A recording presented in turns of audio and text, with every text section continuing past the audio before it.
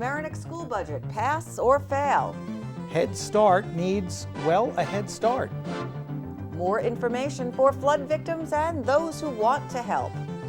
Larchmont Village Mayor Liz Feld is here. How you can buy a train station. And if it's Memorial Day, there must be a parade and an LMC-TV awards event. Those stories and more coming up on this edition of Larchmont Mamaroneck Community News.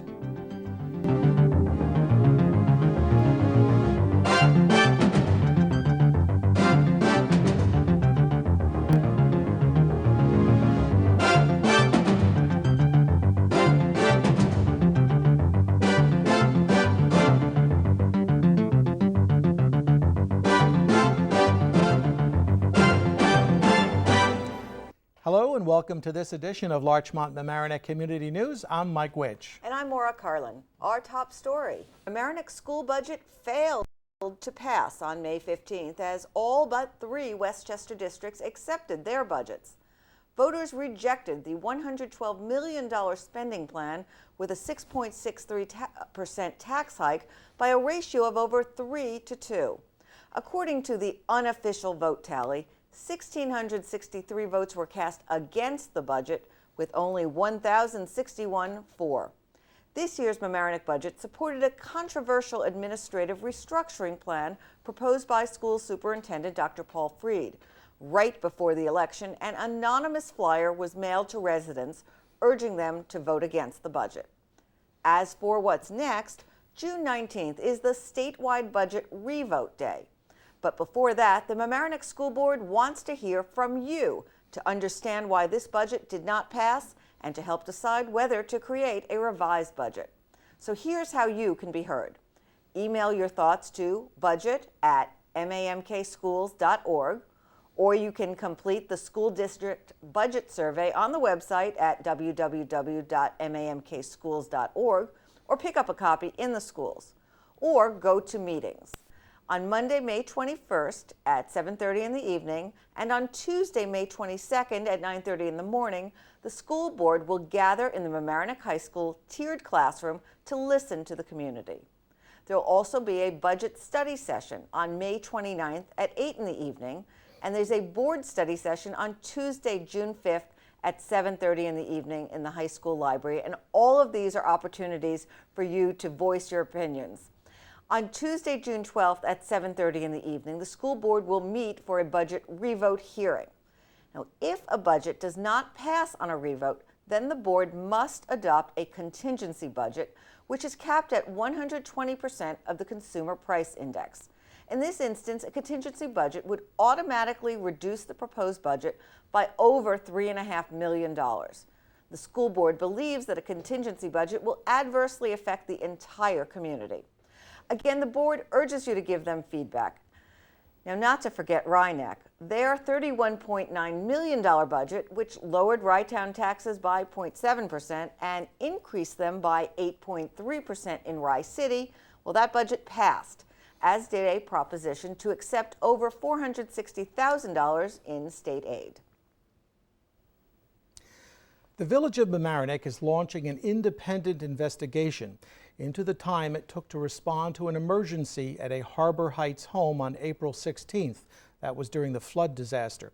A fire turned deadly that night when one resident, Jacques Kirsch, was unable to get out of his house. Mamaroneck's emergency vehicles took 30 minutes to get there, the delay because of flooded streets. The Journal News reports that village manager Len Verastro thought it better to do the investigation outside the Mamaroneck Fire Department. He says, quote, a well-respected former chief of a Sound Shore Fire Department has been selected to do the independent investigation. A report is expected at the end of May. Relief efforts for victims of the April 15th flooding continue. The FEMA Center remains open at the Mamaroneck Town Center, but its hours have changed. It no longer opens Sunday. The new hours are 9 a.m. to 6 p.m. Monday through Saturday. Of course, you can register online anytime at www.fema, that's FEMA.gov, or call 800-621-3362, 8 a.m. to 8 p.m. daily. Federal disaster unemployment assistance may be available for people unemployed as a direct result of the storm. Call 888-209-8124 to apply. The deadline is June 4th. Financial assistance also is available for Mamaroneck residents to help with relocation expenses like broker's fees, security deposits, and first month's rent.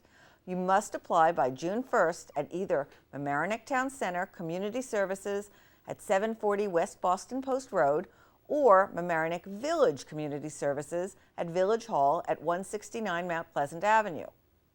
If you're looking to help, all agencies still are accepting money. And Habitat for Humanity still needs volunteers. All you have to do is show up at Howard Avenue every day after 8:30 in the morning. With all the flood disaster relief, you might think that there's help for everyone. Well, that may not be so. I spoke with Denise Gilman of the Mamaroneck Child Development Center, whose daycare organization is struggling to serve the 51 youngsters there. Denise, the Mamaroneck Child Development Center is in a building on Center Avenue that was hit hard by flood damage recently. Thankfully, your facilities were on the floor above, but still the children can't get back into the building until it's deemed safe environmentally. You've been in temporary housing now, haven't you, for a couple weeks now? Yes. The first week following the flood, we were just closed completely. And for the next 2 weeks, we transported about 8 children to another daycare center down in Mount Vernon that was gracious enough to lend us a classroom. And now you're using a gymnasium? Now we're using what would normally be our gym space. We've divided it into 2 classrooms. The staff was very ingenious, and we figured out how to do that. But it's not the same as being in your own classroom. No, it's certainly not. You serve 51 children? Correct. And this is affordable daycare, so the folks who are paying for this are a little hard pressed to come up with additional money. Very much so, and many of them had emergency expenses because they were flooded out themselves. Sure. So that, you know, if you have to pay money to get your own apartment up and running, you really can't afford to pay your tuition. Now, you told me that this daycare operation has already lost $9,000 since the flood time, and your outside playground area, the surface of the playground is ruined? It's completely ruined. It would have to be replaced. It really cannot be just repaired at this point, and we believe that will cost somewhere in the neighborhood of $12,000. Insurance? No insurance for that. No, it won't pay for that. No. And the contents of the space, in the building itself, they lost a lot. The building itself lost everything that was below street level. Now, who else is in the building beside the child center? The food pantry operates out of the building, and currently we're lending them our classrooms so that they can continue operating, because they can be in the classrooms, though we cannot be. Also, Beverly Brewer Villa runs the building, the CAP Center, and she runs various programs to help the community. But your particular daycare center now needs some help. You need some cash, Yes, some we do. donations. Yes, we do. Okay, and the way that people who want to help can best respond is how? By sending a donation? We really do need cash donations. A lot of times people will ask us if we need toys or things of that nature, and while in ordinary circumstances we're happy to accept those kinds of donations, at this time we really need cash to make up for the lost income. Staff was paid for every day even though they weren't working. Sure. And we need some money to fix the playground. So how can people do this? What's the best way? They can send a check to the Mamaroneck Child Development Center at 134 Center Avenue in Mamaroneck. They are welcome to call me if they Okay, would do you like want to give us a phone number? Sure, it's 698-3131. We are a tax deductible. All contributions are tax deductible. Now, you're also looking to the village and possibly FEMA for some assistance? I don't believe we will get any assistance from the village. There is an outside chance that FEMA might be able to help us with loss of income. That was only recently decided that nonprofit agencies might be able to get that. Okay, so to help 51 children, an affordable daycare, Yes. to assist your center to get back into regular operations, send money. Yes, please. To the Mamaroneck Child Development Center at 134 Center Avenue in Mamaroneck. Correct. And the phone number again? It's 698-3131, and I would like to thank the community. We have gotten some donations, and some churches have helped us, and some individual contributions. So I really do want to thank the community for the support we've already been given. We wish you the best of luck. Thank you so much. We got the latest on the Village of Larchmont from Mayor Liz Feld. In particular, what we called the 3 Fs: fire department, flooding, and fields. So let's start with F number 1, the fire department. You've recently made a decision about the fire chief. Why don't you tell us about it? Well, there is a very long history of public discussion and private debate about the structure and the management of the fire department, going back even more than 20 years. The last official independent study that was commissioned by the village was in 1996 to look at the structure we have, because we have a combination fire department, a career staff of about 15 professionals, and a volunteer corps of about 25 active members, and then a dozen or 24 other members who support the department. And there's been discussion of the structure and the chief and the role of a volunteer chief, and basically the changing demands of the department. And the recommendation was made a long time ago that the village switch from a volunteer chief to a paid chief so he could be more accountable to the village board and to the residents and the taxpayers, more accessible. So this village board over the last year has spent a lot of time analyzing the structure and trying to figure out the best way to bring the department really into the 21st century. And what we have recognized is that it's just unrealistic to expect a volunteer who has another full-time job and other responsibilities, no matter how dedicated he is, to manage 15 career firefighters, all of those volunteers, millions of dollars of equipment, and a $2.4 million budget. It's just too much to ask of a volunteer, but listen, I don't want to kid you, it's been a very difficult dialogue and debate, and I think it's been painful for the community to watch a tradition change. Right, because the change is that you're going to a paid fire chief for the first time in village history. Well, really, there was one back in the 30s, so it's not the first time, but you're certainly right. It's a huge change, and nobody likes change. Well, let me ask you this. You're a volunteer also. What's the difference between you being a full-time volunteer and a volunteer fire chief? I'll tell you what, the biggest difference is elected officials come and go. We all know that, 2 years, 4 years, even 10 years. We feel that it's very important to have institutional knowledge and consistency of management in our key departments. We have it certainly with the police chief, we have it in the public works department. I've been advocating for another village engineer so that we have institutional knowledge here, and we felt the same way about the fire department. And does the new fire chief, that's Rich Hine? Yes, Lieutenant Rich Hine, who's been promoted to chief.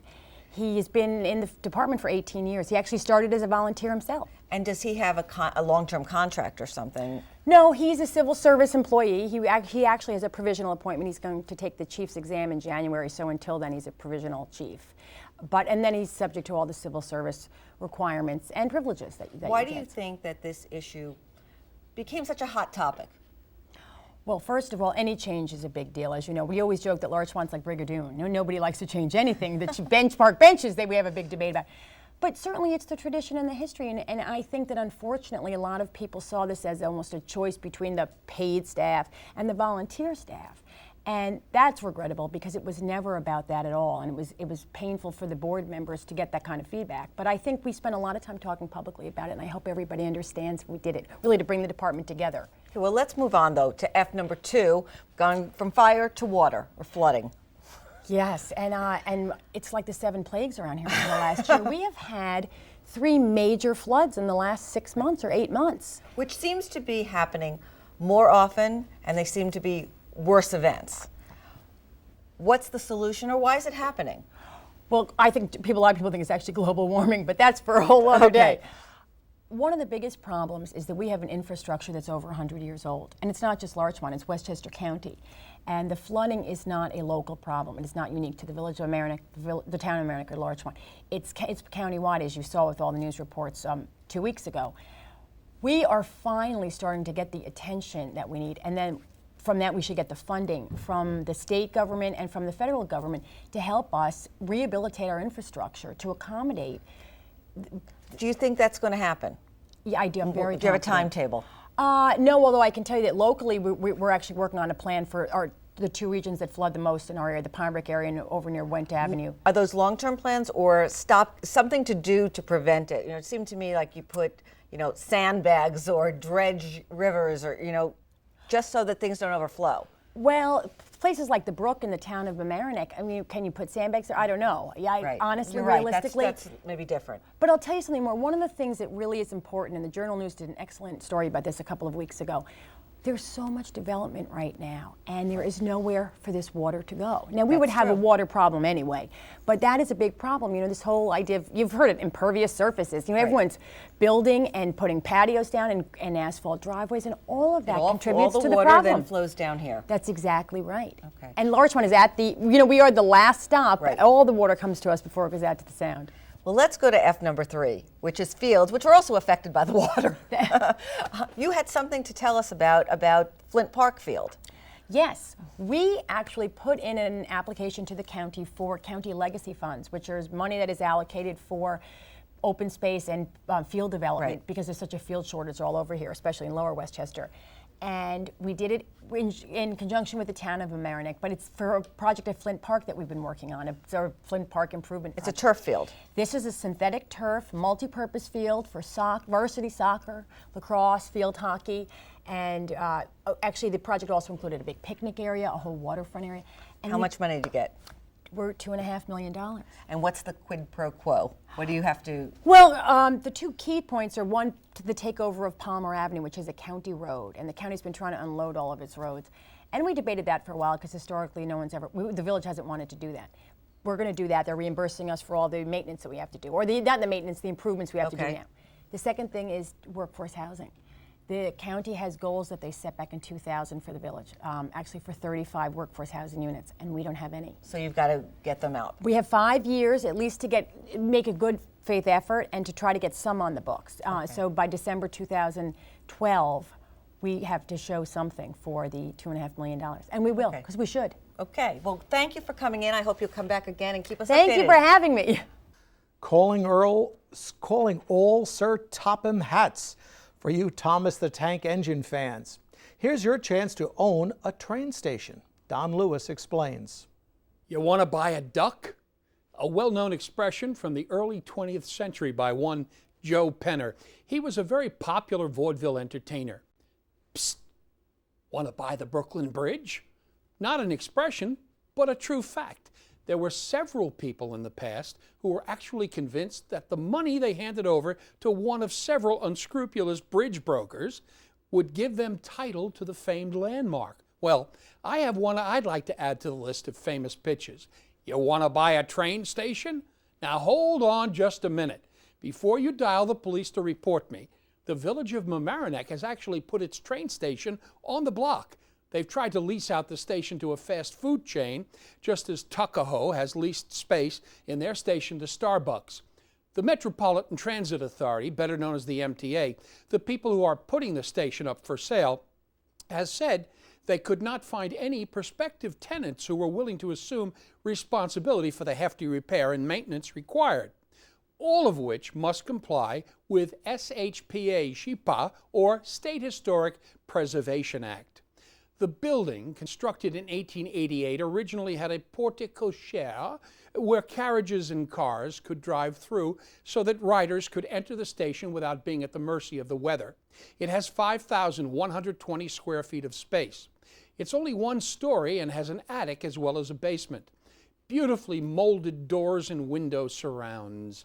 Located smack in the middle of Mamaroneck Village, overlooking Columbus Park.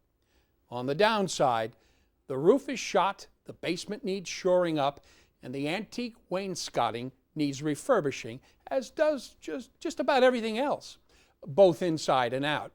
For Larchmont Mamaroneck Community News, I'm Don Lewis. Mamaroneck High School's FBLA cleaned up at the States. No, they're not a cleaning service, but future business leaders. Glenna Gray introduces them. Hello, young people. How are you? I'm good. Excellent. I am here with a group of wonderful students from Mamaroneck High School, and they will introduce themselves and give us your titles. We'll start with you. I'm Tony Lloyd Davis, chapter reporter. Reporter of what? I write articles publicizing our triumphs and such for And newspapers. you? I'm Rosie Weisberg. I'm state reporter of the Future Business Leaders of America. Fine. And you? I'm Matt Canterman. I'm the chapter historian, and it's my job to write the local chapter annual business report and put together the scrapbook, which catalogs the events that we do throughout the year. Wow. And you? I'm Elias Everett, and I am the chapter vice president of Mamaroneck High School FBLA, and I am the state historian. For newcomers to our station, what is FBLA? What does that stand for? It stands for the Future Business Leaders of America, and what we do is we try to adjust the students, try and get them ready for the business world. We have workshops, we have programs, and we have competitions to really inspire the students that are in the club. And how has FBLA have an effect on you? Well, as someone who's not actually considering going into a business profession later on, I feel that what I've gotten more out of FBLA is public speaking.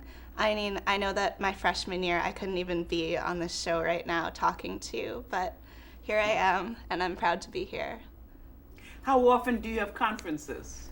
Well, we have the state and national conference every year, but then, and those are where the competitions happen, but then there's the National Fall Leadership Conference and the Fall Leadership Workshop, and then we have 2 district conferences a year. I see these trophies and these plaques, so you have been very, very busy.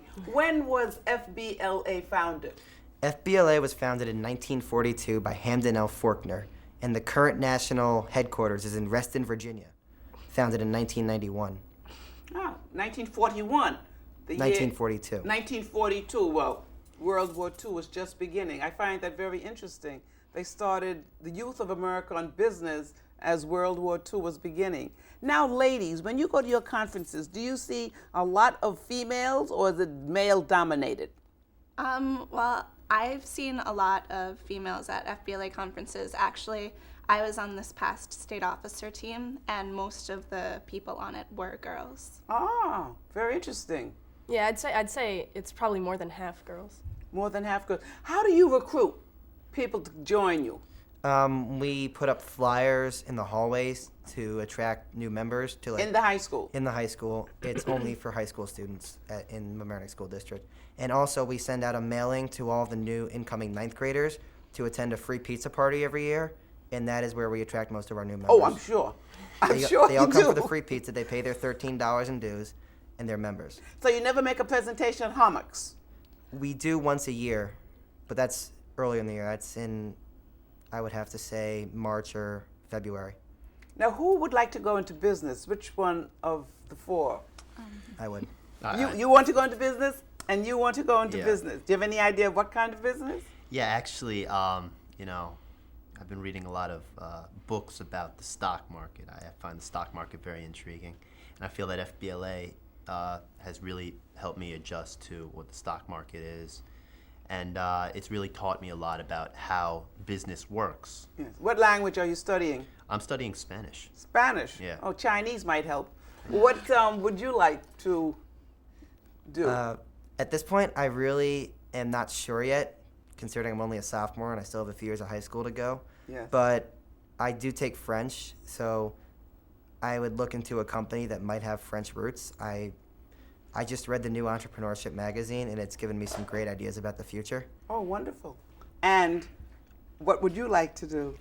I have not made my mind up, but in any career, there are always things that involve business and leadership. So no matter what you go into, FBLA helps. Well, I'm so glad the 4 of you came this evening. I'm always delighted to interview the young people of Mamaroneck High School. I'll be looking forward to seeing you on the stock market, in the engineering division, and someplace. Wonderful. Thank you. Until we meet again next year. The unofficial start of summer, Memorial Day. Amy Schachtel gets you in the streets. If you love a parade, this coming Memorial Day parade and celebration looks to be better than ever. Thursday, May 24th at 6:45 p.m., local town officials, friends and family will gather at the Larchmont train station parking plaza. Then at 7 p.m., the parade travels south on Chatsworth Avenue, making a right on Palmer Avenue and continuing the marching down to Cherry Avenue. Our village and town officials will then arrive to a viewing area on the steps of City Hall. Once again, May 24th at 6:45, the gathering begins. Then on May 30th, you get another chance to watch a parade. The Village of Mamaroneck holds its annual event. The march begins at 7 p.m. at the Mamaroneck Avenue School and continues down Mamaroneck Avenue to Prospect Avenue, where it ends up in front of the American Legion Post 90. See you there. For Larchmont Mamaroneck Community News, I'm Amy Schachtel. Imani Karison updates us on senior activities at Mamaroneck High School. This past Sunday, the Mamaroneck High School hosted a picnic for all high school seniors of 2007. Families came out with their blankets and picnic baskets and enjoyed the wonderful weather. The event ran from 12 o'clock to 2:30 p.m. on the MHS football field. Everyone who came out had a great time. With Larchmont Mamaroneck Community News, I'm Imani Karison. And the award goes to, well, can't tell you yet, but Amy Schachtel can announce one honoree. This year, a very prestigious and well-deserved award goes to Senator Susie Oppenheimer, the Mary Ann Sullivan Award, an award to honor dedication, many hours of work, and sincere concern for our community and the needs of LMC. Senator Oppenheimer has chosen LMC time and again to produce and broadcast her many shows that serve and enlighten our citizens. The Mary Ann Sullivan Award is named for LMC-TV's founding member. Her contributions made LMC-TV the strong and everlasting community TV we still have today. This year especially, Senator Oppenheimer was in the forefront once again, helping to obtain funds for the relief efforts so needed in Mamaroneck due to the disastrous flooding in April. Eric Lewis, Executive Director of LMC-TV, is quoted as saying, "Susie Oppenheimer has shown great community spirit in choosing to produce her Senate reports at our studios when she could do them in Albany." End quote.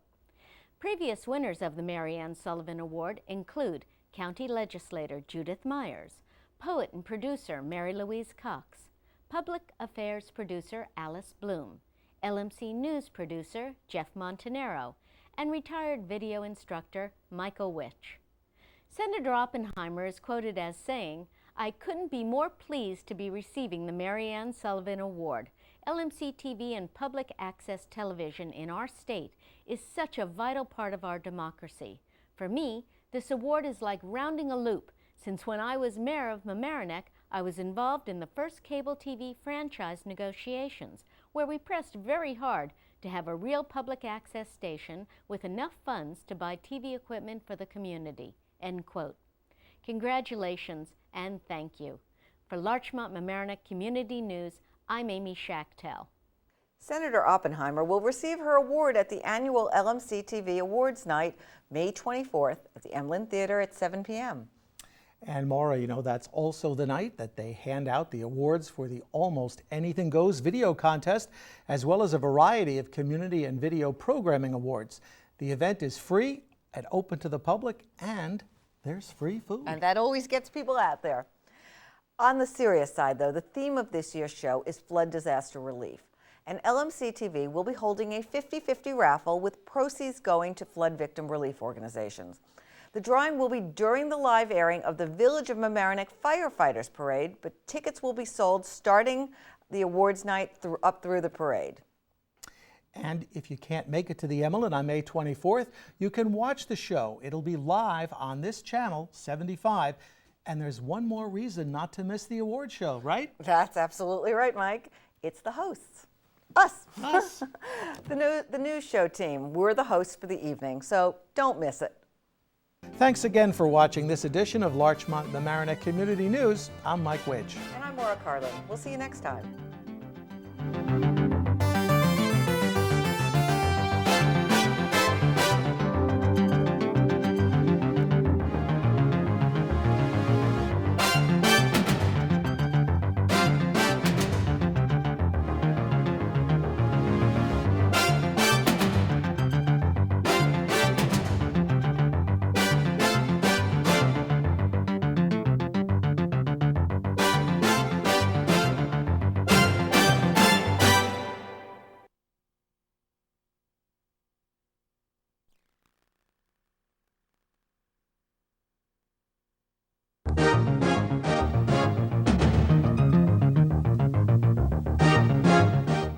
A revised Mamaroneck Schools budget will be up for vote. Day laborers in Mamaroneck get a new hiring site. Update on the torso found in Mamaroneck Harbor. Roads under repair. Where to beware. The farmers market returns. And discussions with a new generation filmmaker. Those stories and more coming up on this edition of Larchmont Mamaroneck Community News.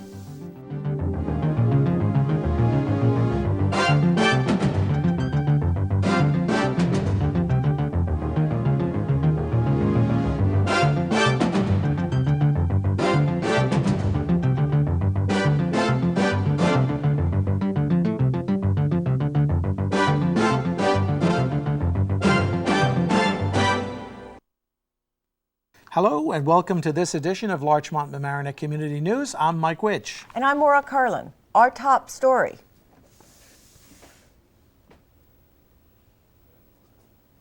With the stunning May 15th defeat of the Mamaroneck Schools budget, a new and revised and lower budget will be put to community vote on June 19th. Nearly $1.5 million was shaved off the original budget, and probably the biggest change was the elimination of the superintendent's controversial administrative restructuring plan. School Board Vice President Amy Levere came in to discuss the budget, the revisions, and the contingency plan. Well, we found we had some support from those who use the school system, but it was not quite as extensive as it had been in the past. I think we've heard that there were some people who were not comfortable with the budget, could not bring themselves actually to vote against it. So there were more parents than usual that chose to stay home and not vote. There were also, I believe, more parents than usual that voted against the budget.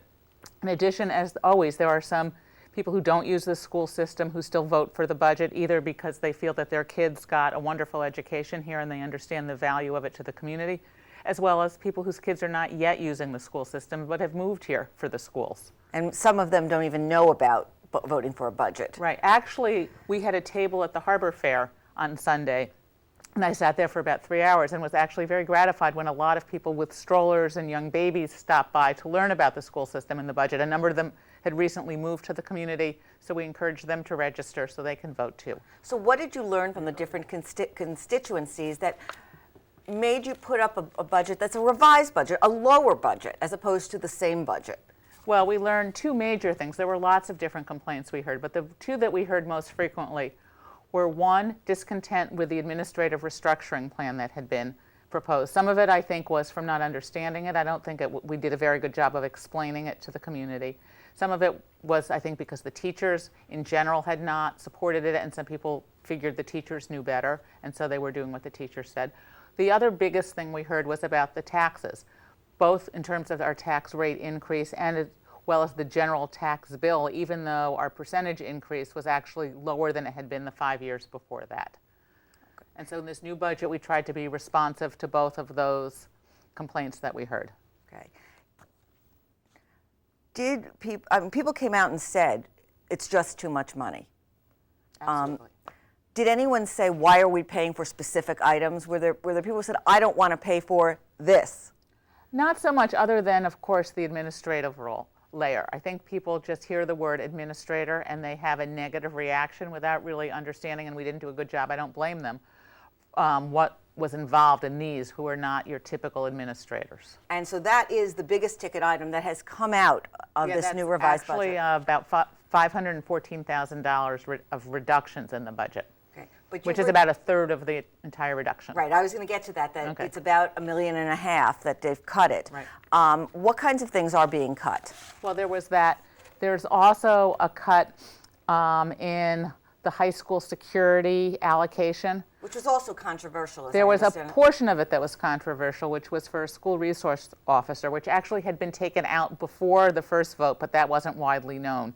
In addition, so there was money in the budget that we were then going to use for consultants. Some of that is coming out. We also had proposed 2 additional greeters at the high school, but have decided that without really studying the entire high school, that doesn't make a lot of sense. So now the high school security line is down to $10,000. Another big item really has to do with staffing, and it's not a reduction of teachers we already have. It's because the budget is prepared starting in October. So you have to use your best guess based on demographic studies as to what enrollment will be for the next year. Because we re-looked at it obviously in May, we realized that we needed 4 fewer elementary school teachers than we thought. So that comes to about $320,000. But that's not going to affect anyone's education because you would have been pulling that anyway. Right. It will not affect class size at all because they're just teachers who are not needed because the enrollment isn't there. In addition, there was the same sort of situation at the high school with basically pieces of teachers, if you will. They were 0.2 or 0.4. And again, because the enrollment was not what we had originally anticipated, we were able to not provide for those additional pieces of teachers. So those are probably the biggest items. Okay. Do you think that the educational experience in the district will be substantially different under this revised budget? No, it won't. We tried really, really hard to make sure we could provide basically the same quality education because that's obviously our first obligation.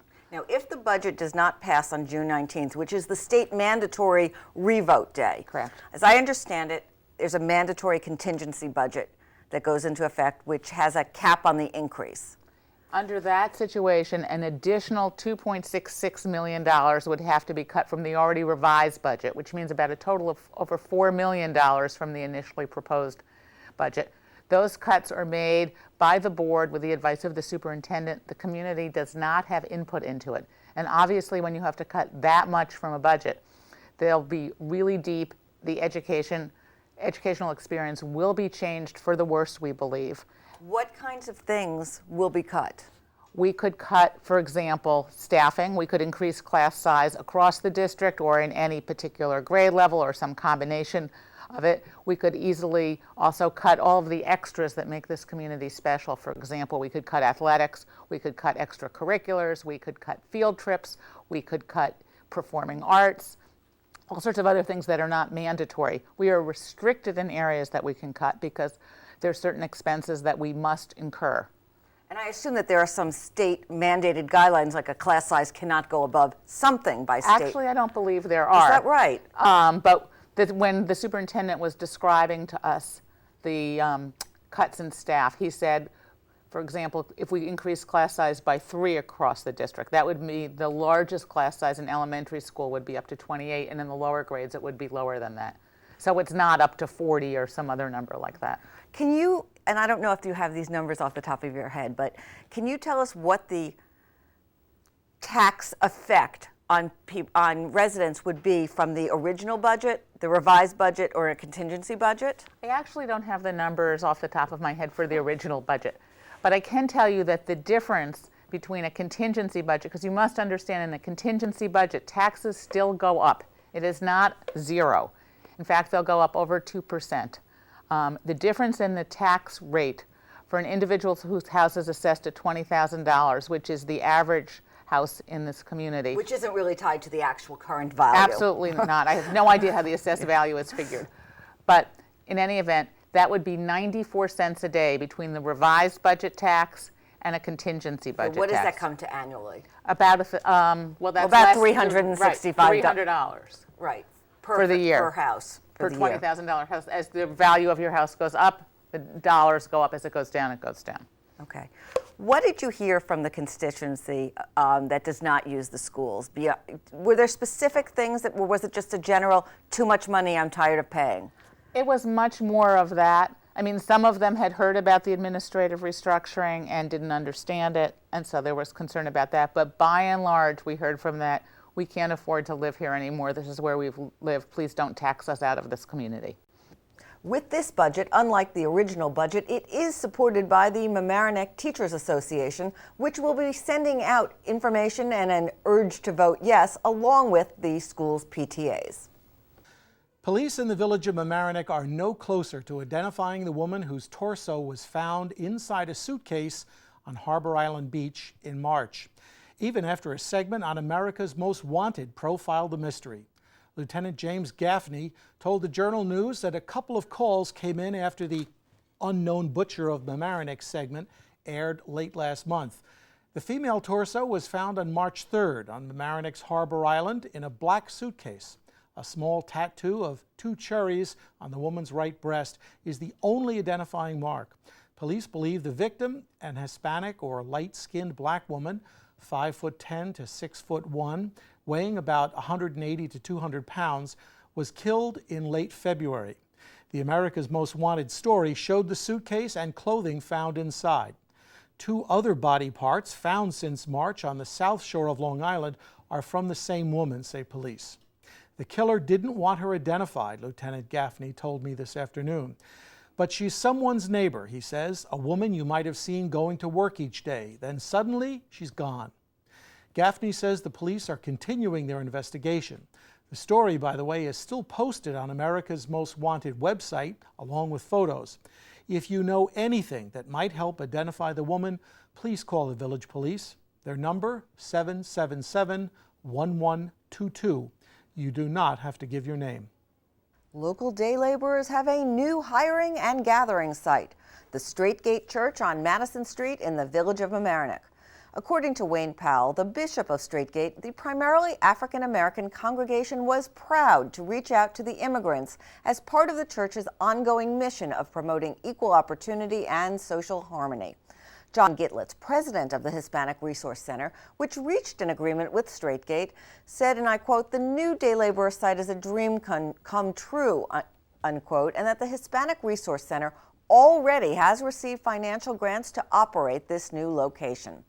This new site also satisfies one of the village's requirements that any new site be on private, not public property. Mariana Boneo, the Resource Center's executive director, said that the new site is a great opportunity for the community as well as the workers who will no longer be negotiating for work on a busy street. They'll wait in comfortable rooms, protected from bad weather, and be assisted by 2 coordinators. They also will benefit from ESL, that's English as a second language, and other education at the site when employment is slow. The site officially opens June 12th, but it will take time for everyone to get comfortable with how it works. As reported recently in the Larchmont Gazette, 9 volunteer firefighters in the village are suing the village board and the new fire chief, Rich Hine, over the board's recent decision to hire Hine, a career firefighter, as a paid chief of the department. Historically, the chief has always been a volunteer. The suit claims in part that the Larchmont voters should have decided the matter, that volunteers who have quit over the conflict now leave residents at risk. The village board disagrees, and Chief Hine told me this afternoon that all calls are being answered as before. However, the conflict did affect the Memorial Day parade on May 24th. Few volunteers participated, and the department's antique fire engine did not appear. In voting unanimously to appoint a paid chief, the board cited the need for professional full-time management in a department where there had been discord between career and volunteer firefighters for decades. The village has 15 paid career firemen. Chief Hine told me that 4 volunteers have already quit, and 5 more sent him letters of resignation effective mid-June. But a dozen men said they will stay. 3 more asked to become active again, and he said applications have been received for 3 new volunteers. The department will move forward, says Hine. As for the lawsuit, we'll keep you posted. Could there be a race in 2007 in Town of Mamaroneck politics? Supervisor Valerie O'Keefe was elected in a contested race in 1999, but the Republican has run unopposed for years. Now, town Democrats have selected a slate of candidates, including for town supervisor. Town Councilman Ernie Odierna is running, despite 2 years left on his term. Councilwoman Phyllis Whitner will seek another term. She's served since 1996. And as Paul Winnick recently resigned from the board because he's moving out of the community, David Fishman has taken his seat. Fishman has lived in the town since 1993 with his wife and 3 sons. He is the president of Larchmont Mamaroneck Little League. Supervisor O'Keefe is waiting until the upcoming meeting of town Republicans to announce her plans, and of course, we'll keep you advised. Traffic is moving along a stretch of Palmer Avenue, although very slowly at times these days, and that's due to street resurfacing. Almost a mile of Palmer Avenue between Devon and Richbell Roads, from the Larchmont to the Mamaroneck Village lines, is being repaved. The project began in late May and should be finished by the end of August. That's according to Westchester Department of Public Works. On-street parking is not allowed in the construction area. B-line bus routes are unchanged, but stops within the construction area may temporarily move up 10 to 20 feet later this summer. Police investigate some local burglaries. Don Lewis gets the scoop. Robbery is a crime that has to do with the confrontation of other people by a person or persons. Burglary, on the other hand, is the taking of property from someone's business, home, or other facility. Earlier this month, burglars broke into the Coldwell Banker Realtor just off the Post Road in Larchmont. This week, 2 more burglaries occurred in the village of Larchmont. One at the Houlihan Lawrence Realtors and one at the Cut Above, a pet groomer. Cash and blank checks were the only things taken at the Cut Above. However, large, expensive electronic equipment was taken at both realtors. Police Chief Stephen Rubio told me they have forensic evidence to tie in one or more suspects to the robberies. Police believe that there was more than one burglar at the Houlihan crime scene because of the size and number of items taken. Along with a digital camera and 6 laptop computers, the burglars tore a massive plasma TV from its wall mount. The police have alerted realtors and other business and have contacted other upstate communities such as Ossining that have reported similar burglaries. According to Liz Sauer, one of the realtors, the burglar also took a large amount of items collected to be sent to the troops in Iraq, such as food, massive amounts of toiletries, and batteries. The burglars entered these establishments after hours by breaking windows to access the door locks. According to Judy Smith, the office manager at Houlihan Lawrence, it was the crossing guard who noticed the broken door and reported it to the police. The 4th Mamaroneck Historic Harbor Street Fair took place on June 3rd. Did you get there, by the way? I didn't, unfortunately. Oh, man. If you missed it, you can hear all about it right now because I talked to Jennifer Graziano, one of the organizers. So how did the street fair go this year, Jennifer? It was amazing. It was a great success. No complaints. Tell me about the crowd. Who was there? Well, the crowd was record-breaking, if I do say so myself. But I've been told this by others who are veterans of doing this. Over 30,000 people, probably closer to 35. We had everybody there. We had clowns and a mime, and we had politicians, and we had still walkers. It was an amazing, amazing mix. I think the whole village came out at some point. Terrific. What does something like this do to build community? An event like this really displays community at its finest. I think all of Mamaroneck just wanted to come out for this. There was such a momentum and an energy building around it. To celebrate and to help? Both. I mean, just the volunteers alone. It was such a common question. Jennifer, how can I help? What can I do? Give me a job. And everybody wanted to take part in it because it was about Mamaroneck pride. And these people are proud to call this home. So it was great for volunteers, and for other people who didn't volunteer, they came out to celebrate being part of a great community. And we've had a tough time recently with the flooding. Absolutely. So this must have been a real shot in the arm. This was a much-needed uplifter for this village. It was a great time to have a party. Can you tell me about one or two special things that you really liked? I don't know how much did you really get to enjoy the day, or were you? I have to say no. I wasn't exactly as mobile as I should have been. I walked a lot of it, so it was hard for me to see everything. I wanted to see everything. Sure. But I did get to every venue a couple of times. The music was amazing. The entertainers, we had Rose Arvonio and Judy Rosner. They did the entertainment schedule. And it was wonderful how each performance kind of flowed into the next. So and who was the young girl, the singer? Carly Son and Claire. Oh, she was amazing. It stole the show. I mean, she's probably no more than 8 years old. I hope I got that right. But what a dynamic voice. Unbelievable. She really got the day going. And a color guard was there too? We had the Marines, the Army, the Navy, and the Coast Guard. They marched up for opening ceremonies. It was a great sight. The national anthem was sung, and it was a wonderful sight. Terrific. I'm sure you have lots of people you want to thank. Oh, there's so many, but it's such a short amount of time. But certainly to everybody in the village at large, a general thank you. Our mayor and our board of trustees, of course. Leonard Verastro, our village manager, really special guy. Tony Accavelli, Department of Public Works, and his men. Day wouldn't have happened without them. And of course, our police department, led by Lieutenant Leahy that day, and they were phenomenal.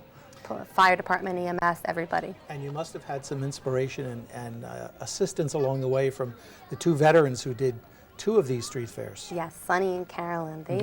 They are amazing. They're such energetic women, and they're a tough act to follow. Now, is it true that you volunteered to coordinate next year's event as well? I don't know if I've committed to anything, but my heart is in it, and there's no escaping it. So if I'm asked, I guess my answer would have to be sure. Okay, folks, you heard it here. Thanks very much. You're welcome. A local group looks at helping senior citizens live out their lives in their own homes. Don Lewis has more. Aging in the community was the topic at a recent local summit meeting. To find ways to help seniors stay in their homes for the later years of their lives, Laura Bolotsky, director of the operations of the Westchester County Department of Senior Programs and Services, looked back at her childhood on Manhattan's Lower East Side, where young and old mingled on the streets and you could walk everywhere, to the grocery store, the doctor, of friends. Bolotsky believes that government, social agencies, and the general public have a special responsibility to help seniors manage where they usually want to be, at home. She says one of the problems is a lack of communication, sharing between and among federal and local agencies. This was particularly apparent in the recent flood and the difficulties of providing assistance. Mariana Bonio of the Hispanic Resource Center, which took over coordination for flood victims, not just the Hispanic community, said she and the local United Way were trying to set up an interagency group to increase the ability of all area agencies to offer coordinated services. There also are communities with aging-in-place services that can provide sample plans, and the town police discussed some of their services directly toward assisting the elderly, specifically warning them of scams related to the recent flood. If this or other local topics interests you, you are welcome to join the summit. They hold meetings the third Tuesday of the month at 7:45 a.m. at the Nautilus Diner. For more information, you can call Mary Lee Berridge at 834-0192, Teddy Baker at 834-2410, or Harold Wolfson at 834-6229. For Larchmont Mamaroneck Community News, I'm Don Lewis. Local farm-grown produce, fresh breads and baked goods, artisanal cheeses, wine, organic meats and poultry. Sounds like a recipe for a great meal, and it's all available to you at the second for its second season. If you missed that date, not to worry, the market will be held every Saturday from now through December 15th, 8:30 in the morning to 2 in the afternoon at the Metro North upper parking lot at Chatsworth and Myrtle in Larchmont. Throughout the summer, there will be special event days, such as August 11th. You can hear Shake, Rattle, and Roll for all ages. It's a great time to meet up with old friends, walk the dogs, stroll with the kids, and come home with food. Oh, and there usually are plenty of samples. The winner of LMC-TV's just completed Anything Goes contest was an unbelievable film, a version of Romeo and Juliet produced by Michael Lewin. I asked him a few questions. Mike, thanks for stopping by the studio. Yeah, no problem. I was blown away by Romeo and Juliet. I mean, it won the best prize at LMC's contest, but as a video teacher of 30 years, I was just blown away by it. Thank you very much. So really, congratulations. Thank you. I have a ton of questions, but we only have a few minutes. What inspired you? Well, I would say I got my inspiration from two separate places, one for film and one for Shakespeare. Mm-hmm. And I think this was the first time they've really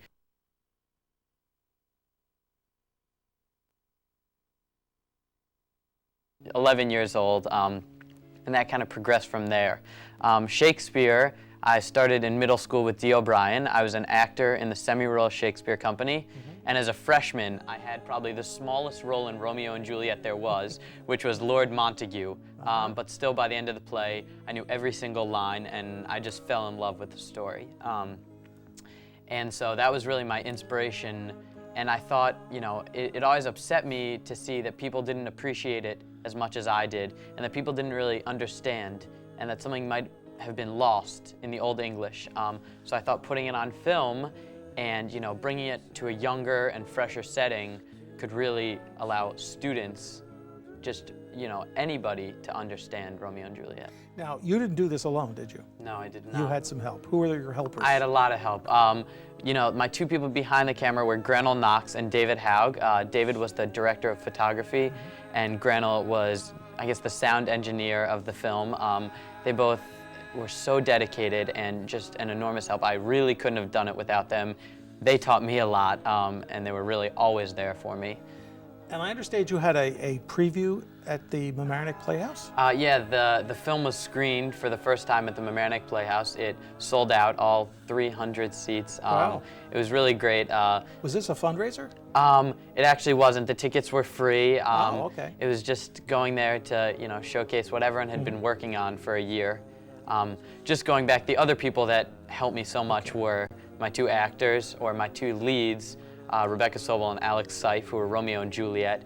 They were fantastic and dedicated and brave to do it. Now, have they done anything like this before?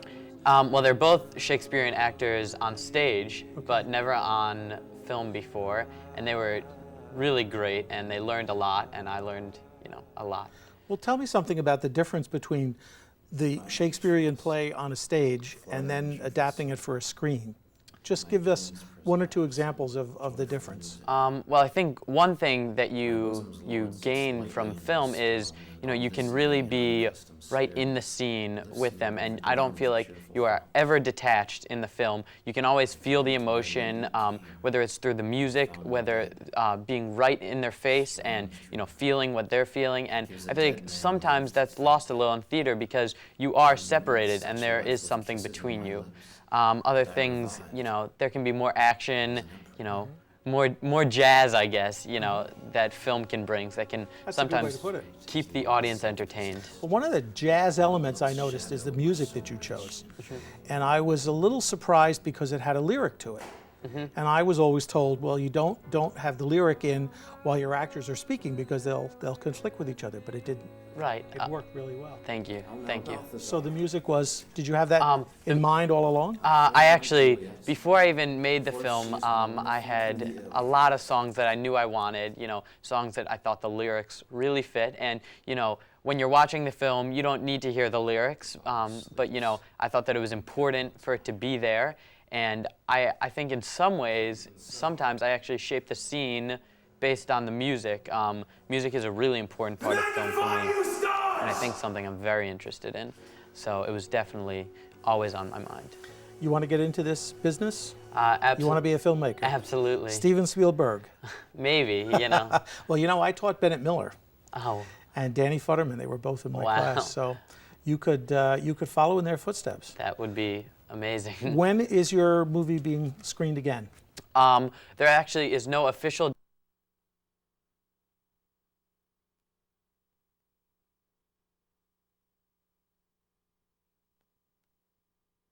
signs posted around town and emails going out, and anyone is welcome. They just have to contact me. Good. So good. Well, thank you so much for stopping by, and good luck in the future. Thanks. If you missed the LMC-TV award show, which this news show hosted, and even if you didn't miss it, this year's event was dedicated to flood victims, and the traditional 50-50 raffle has become a fundraiser to benefit the Town of Mamaroneck Community Services Flood Relief Fund. Tickets are being sold throughout the community up through the time of the drawing, which is during the annual Village of Mamaroneck Firemen's Parade on July 2nd. Tickets are $2 each or 3 for $5. You can buy them at any of the LMC-TV locations, Studio 1 in the high school, Studio 2 in the Emlyn Theater, and the offices at the Mamaroneck Town Center. So try to help your neighbors, and you get to try to win. Thanks again for watching this edition of Larchmont Mamaroneck Community News. I'm Mike Witch. And I'm Maura Carlin. We'll see you next time.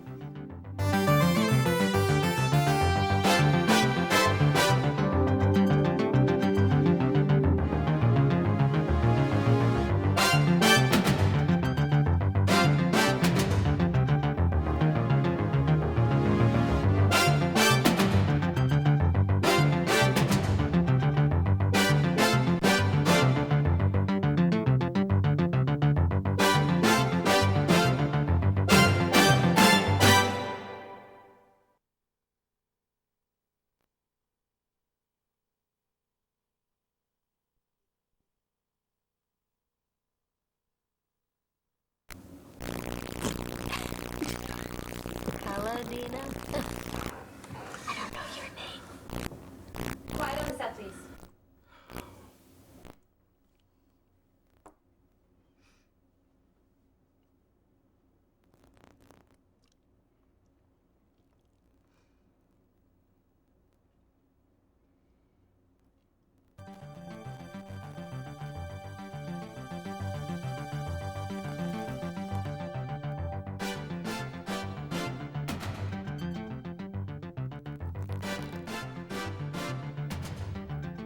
Hello and welcome to a special edition of Larchmont Mamaroneck Community News.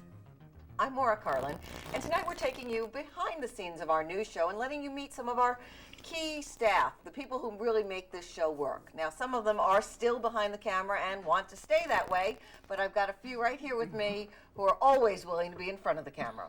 We've got Amy Schachtel, Mike Witsch, who often co-anchors with me, Don Lewis, and Glenna Gray. And we should talk about the folks who couldn't make it tonight. Absolutely. And the first one is co-anchor Sven Oehme, who is officially married, I heard from him. Really? Yes, Wow. he is a married man now. Congratulations, Sven. That's right. So he's not here. Didn't he have to go out of the country to marry? He did. He had to He go out of did. the country to find someone to marry. Kidding, Sven. That's another show. Right. Kidding, Sven. And Larry Horowitz couldn't make it. He couldn't make it, but Larry usually is not in front of our camera. No. He's usually behind the scenes, and he's an editor extraordinaire. He's the And one a we cameraman, go to. too. Yes, That's and a right. cameraman. But Right. he's the one we go to when we've got pictures that we want folded into stories. And I've dragged him out many a time in the rain. Even to get some He's a shots. trooper, He's a isn't he? trooper. Well, I gave him the leopard print umbrella with the hot pink to hold over his camera, so he's really a trooper. And Amanya's not here. Amanya's not here. Amanya Karrison, who is a high school senior about to graduate, and I'm sorry she's not here. Congratulations, Amanya. We want to congratulate her and Don't wish her forget well. Wendy Lachey. Wendy Deshay isn't here because she's out of town on other business. On assignment, as we say. Yes. When someone doesn't show up, they're on assignment, right? Okay. That's right. And she's the latest. She's the newest member. No, Don here is our newest member, as a matter of Yes. fact. But from That's what right. I understand, Don's been doing a show on LMC for years. Yes, he has, and we'll let him tell you all about that, but not the news show. Okay. So why don't we start with you, Amy? Tell Okay. us why you do the news. I do the news. I enjoy it. I have fun doing this. I like being in front of the camera. I like you guys. It's a great group of people. I've said it before, and I don't want to be redundant, but it's, what do I do on Thursday nights? I do this. It's my idea of a good time. I do have a TV and advertising background, so this kind of comes easily to me. I also produce other shows for the LMC network. I work with children and do a show called Act Naturally, where the kids do monologues and dialogues, wacky commercials. We go out and do interviewing in the street. It's just fun for the kids. It started as things for successful communication, strategies that young people could have, even if they just wanted to stand up in front of their class telling a report to me. And these are things that you certainly use when you're doing the news. Oh, absolutely. What's your favorite kind of story to cover? Oh, there's a lot of them. Well, I like to interview. I definitely like to interview because I can turn on a dime. I like to think on my feet. I will write my stories, as you know, and I can do that as well. But there was a time, I haven't done it lately, but I'll do it again, when I would welcome new businesses to the area, be it new restaurants or new stores in the Mamaroneck and Larchmont area. Right. And the people who would bring their businesses here, our conversation would basically be about why did you choose Mamaroneck or Larchmont for your business? Right. And that's where the interest would come in as to why they chose it, because of the community feeling, because of the people, because of how they felt about the town and what they could bring to it with their business, be it a store or a restaurant. Well, I used to do a show like that for restaurants, and I only did it for the free meals. It's true. It's true. And what stopped you? It turned out I was doing all the work, and my co-producer was just enjoying a meal. I see. But I would have to write her comments on a napkin as a cue card and hold it up. And sometimes they were as simple as, that tasted good. I said, no, I could do better than that. Okay. I've done that also. I never got a meal. Really? I never even got a glass of water. Well, listen, Don's been sent to stores. That was one of your first stories, wasn't it? Sent out to look into some stores. Yes, I went to a new store that opened here in Mamaroneck called Chocolations. Yes, you had a good time with that. That was a very nice interview. It was very nice. I enjoyed, I am not allowed to eat sugar, but just to be in the store and smelling the aroma of chocolate wafting through the shop was, it kept me high for about a month, actually. But Larry, the cameraman, had his fair share of chocolates while we were there, and I guess the store is doing very well. It's a great little store over on Mamaroneck Avenue. And I know you had a good time with that story. Yes, I did. And you covered some other stores for us. The La Renaissance disappearance. Right. The That's right, famous... the famous Où est la Renaissance story. Yes. It suddenly upped and left town one night, left a very large Larchmont French population wondering where they went. It No was trail one of their, of crumbs? Well, trail of crumbs, but they swept it up neatly. That's the law in Larchmont. When you leave, you have to do that. Well, maybe you'll want to do a segment on, have people write in or call in with a mystery that they can't solve and have you search it out for them. Would you? I would love to do that. Maybe we Sure, absolutely. Start something like that, I will. But you also looked into what happened to the Gap when it just shut down. Yes, it is supposed to reopen soon. I hear. In the spring of 2007. Wow. Well, we've passed the spring of 2007, haven't we? The Gap problem, I found that I could have solved myself. I contacted the Gap headquarters in the Midwest and wanted to know why would such a nationally prominent chain, or are they international, I'm not sure, suddenly close a building and leave and not tell the town that loves them and keeps them in business where they're going. Right. They certainly weren't losing money here. And the woman said, oh no, we're renovating. And I said, well then, why not paper signs in the windows? That's what I did for 45 years. I'm a sign painter. And I would have to say, after I did that broadcast on the air, people stopped calling the studio and asking what happened to the Gap, and within 2 weeks, there were signs all over the Gap. Wow. That's right. Something that the biggest heads of the corporation, maybe they need me to come to work for them. I don't know. I could advise them on signs and then paint them and make some extra money. But wow. So Mike, and Yes. you taught media right here in this very studio for many, many, many years. I spent 30 years at Mamaroneck High School as the TV coordinator. That's right. So what brought this you back was my to home. this? Huh? What brought you back to come into you know, this? Come on yes, over. I Imani noticed- Harrison has just come into the studio. Come on in. Oh, we're Wait, so we'll glad have to to make see you. room for We you, will Maya. definitely make room. Come on in. With the corsage and everything. I'll tell you why I was late. I was receiving a Larchmont Mamaroneck Student Aid Fund scholarship, so I'm sorry I'm late. Congratulations. That's Good for you. How's wonderful. everyone doing? very well. Great. Good. Hello. We mentioned you that you are graduating. Yes. What are you doing next year? I'm sorry to interrupt, Mike. We will come back That's to you. okay. I'm used to being interrupted. I taught for 30 years. Oh, well, I'm going to be attending John Jay for a semester, and I would like to switch over to City College and pursue my career there. And what is it you're interested in doing? Communication. Oh.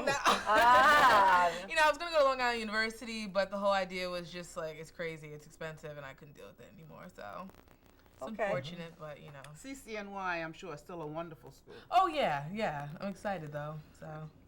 Well, I know the next question that Maura was going to ask you was, what did you get out of your experience here on our newscast? See, we're almost finishing each other's sentences. Yes, I know. It's scary, huh?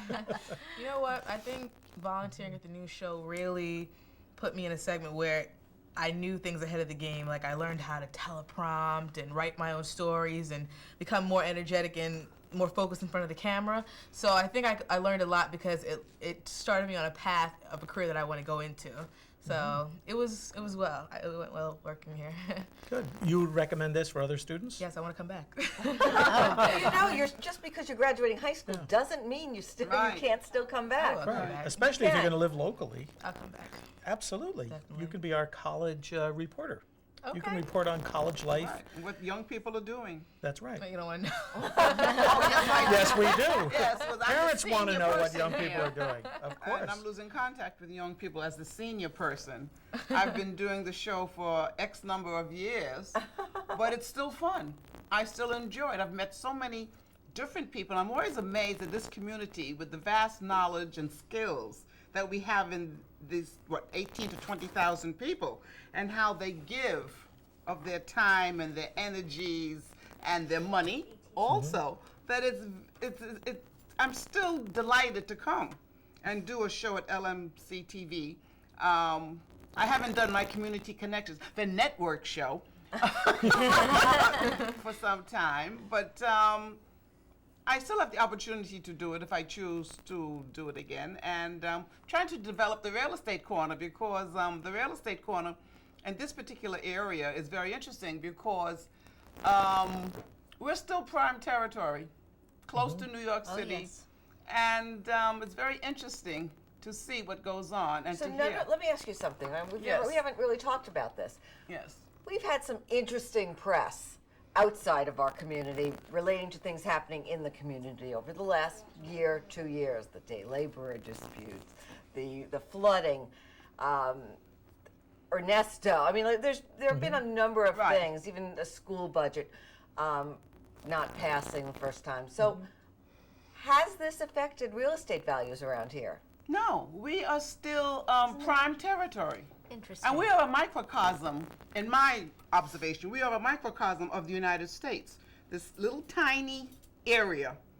We have high income, we have bottom income, we have a diverse community, we have diverse religions, we have multi-generational people, we have young people, we have senior citizens. And if you go to Turtle Park, you see the little babies. This is a fantastic, this community, anyone could do a PhD on in many fields, right here in the town of Mamaroneck, which includes the village of Larchmont and the village of Mamaroneck. That constantly seems to be a problem, that all of us are paying taxes to the town of Mamaroneck. So we are all... Not me, my dear. I'm paying taxes to the town of Rye. And you live in... The village of Mamaroneck. You live in the village of Mamaroneck, and the town of Mamaroneck doesn't get anything from you? Don't say that town of Rye. Go figure. The town of Rye. Go figure. Because of where you live? Yes, sure. There's a little section of the village of Mamaroneck which is called Rye Neck. And that's because the town of Rye owns that portion, or it's in the town of Rye. I can't figure it out. It goes back many, many moons. Okay, so it's all Even before you, Glenna. Well, you live near the toll gate. Sure, right up the road from the toll gate. Yes. And back to the food. It all comes back to the food, doesn't it? You're looking at me for? So we did interrupt you, and what brought you back to the studio on this side of things? When I retired, I really wanted to keep my hands in video production. And so I thought volunteering for LMC-TV would be a good way to do it. And finding the news, I thought was good because A, I like journalism, and I like the people who gravitated to working on the news. And I also thought that I could help the show to, lighting, sound, and editing, or whatever I could do, writing, because that's what I taught. Right. It's absolutely true that you bring so much to our productions as far as lighting, just technical things that you know. But what I found most interesting when I got to know you is that our producer, Jeff Montanaro, was your student. Yes, he was. Yes, he was. And he still is. Aren't you, Jeff? Where are you, Jeff? You're right in there. I can see you. Yes, you're directing the show. Unwilling to come out in front of the camera. Yes, he can. Yes. No, but that's actually fun to find that there are former students who are now back volunteering with LMC. I mean, Darryl Davis, well, he's a paid staffer, but he's a former student in Jeff. And as we tape, there's another former student right in the control room with his children, Mark Zucker. They can't forget you. No, well, I'm grateful that they do remember, and it's always fun to see them again. But Mike, one of my favorite stories was when you found the picture from your teaching days of Bennett Miller and Danny Futterman, who were all nominated for Academy Awards. Thank you. Sure. But you had pictures of them in high school editing, film editing together, Right. and that was just great. Well, that photograph, and by the way, I showed it to Bennett when he was up in Mamaroneck for the at the Emmelyn Theater. Right. And he just flipped. He insisted that I loan him the picture so he could make a digital copy. And I also showed it to Danny Futterman, and he was pleased too. And that picture was hanging up in the hallway for years. Right. And I used to point to students, tell students, oh, these are my former students. This guy, Bennett, he's doing some videos with MTV, and he did this and he did that, and Dan Futterman is an actor. And then all of a sudden, Capote comes out, and they're famous. And the picture, I find the picture, and I take it out, and boom, there it is, instant that was just popular great. picture. You know, That was a lot of fun to find that. You just brought up the word awards, and just recently we had our yearly award show. Right, the LMC-TV annual award show. And from the beginning, 8 years ago when I started here, the very first year that I was here, the news show won an award. And I went up on stage and I said, wow, this is great. This is a lot of fun. And, you know, we've been nominated throughout the years, but this past award show, the whole theme was the news. Right. And you were the host. You were Well, the the host. news show was really Well, we were all the hosts, But and that Don was our so announcer. Much fun. Don, you were great. You were so funny. Oh, please. No, really. I loved what you did. News of the Future. It was That's so right. funny. I loved it. Unfortunately, it's probably going to be true. Oh, God. And one of the things that you did write about actually came true. Right? Yes. A couple of weeks later. I made up a story about, I think the year that we did was 2061 or something like that. And I made up a story about Barbra Streisand doing her 47th retirement concert. And for the love of her wonderful, adoring fans, she will lower the ticket price to a mere $1,600. Wow. And within 2 weeks, I read in the Daily News a story, and it was in several of the big papers. Barbra Streisand was almost booed out of Italy. The people used terms like greed and how dare she, from $200 to $1,200 for tickets. They made a protest to the powers that be to not let her use their local stadium to perform in. And of course, they whitewashed it and spun it in the paper. Her agent said, none of this is true, and we just didn't have time for the Italian concert.